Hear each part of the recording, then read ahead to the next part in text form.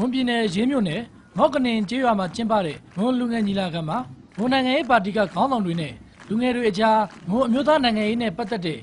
ရှေ့ရေးကံကြမ္မာကိစ္စတွေကိုဆွေးနွေးခဲ့ကြတာဖြစ်ပါတယ်။ဒါအပြင်မွန်လူငယ်အချင်းချင်းညီညွတ်ရေးကနေတခြားမြန်မာနိုင်ငံကတိုင်းရင်းသားညီကိုတွေနဲ့ချိတ်ဆက်ဆောင်ရွက်နိုင်ရေးကိစ္စမွန်လူငယ်တွေကြားသုံးစွဲမှုများပြားလာနေတဲ့မူရစေဝါပြဿနာတွေကိုဘယ်လိုစုပေါင်းတိုက်ဖြတ်ကြမလဲဆိုတဲ့လက်တွေ့ကျတဲ့လုပ်ငန်းစဉ်တွေကိုလည်းဆွေးနွေးခဲ့ကြတာဖြစ်ပါတယ်။မွန်လူငယ်နဲ့ဖြစ်မြောက်ရေးကော်မတီအတွင်းရေးမှူးကိုညန်တိုက်ရာမန်ကညီလာခံမှာဆွေးနွေးခဲ့တဲ့မွန်လူငယ်တွေညီညွတ်ရေးနဲ့ပတ်သက်ပြီးအခုလိုပြောပါတယ်။ကျွန်တော်တို့ရှေ့ကိုမျိုးသားကံကြမ္မာတွေကမွန်လူငယ်ထဲမှာရှိတယ်။ကျွန်တော်တို့ကောင်းဆောင်တွေကမွန်လူငယ်ကိုလက်ရှိကန်သဘောလို့သူတို့ပြောတော့တာများပါတယ်။သူတို့တွေကသူတို့ဖွဲ့တဲ့သူတို့စုတဲ့လှုပ်လို့ရှိရင်ဘယ်လိုမှလည်းအောင်မြင်မှုမရဘူး။ next generation ပုံစံလို့ပေါ့နော်။ဆက်ဆက်ပြီးတော့အနာဂတ်ကောင်းဆောင်တွေကပေါ်ပေါက်လာအောင်အဲ့ဒါကိုစူးစမ်းပြီးတော့မှ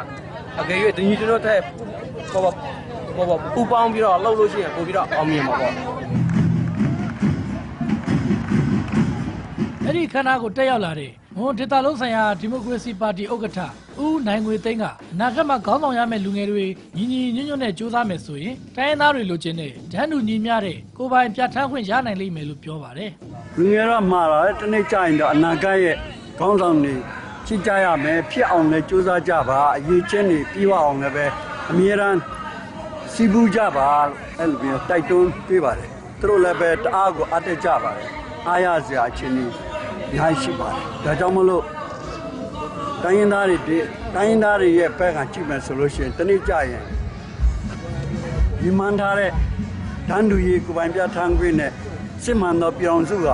တေချာရမှာပဲလို့ဒီလိုပဲယုံကြည်ထားပါတယ်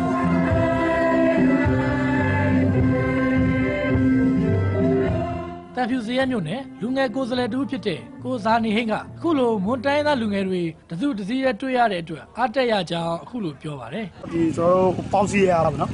ပေါင်းစည်းမှုအားတခုရသွားလိုက်တယ်အားတခုပါလဲဆိုတော့ဒီကျွန်တော်တို့ future တော့ live တခုဖြစ်လာတယ်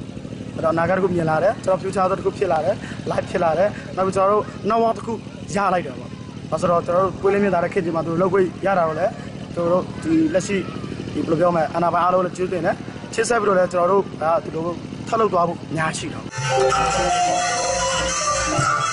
မွန်လူငယ်တွေစူးစီးပွဲကို1946ခုနှစ်ကတည်းကစတင်ခဲ့တာလို့သိရပြီးနှစ်စဉ်ဒီဇင်ဘာလ28ရက်နေ့ကိုမွန်လူငယ်နေ့အဖြစ်သတ်မှတ်ထားတယ်လို့သိရပါတယ်ခင်ဗျာ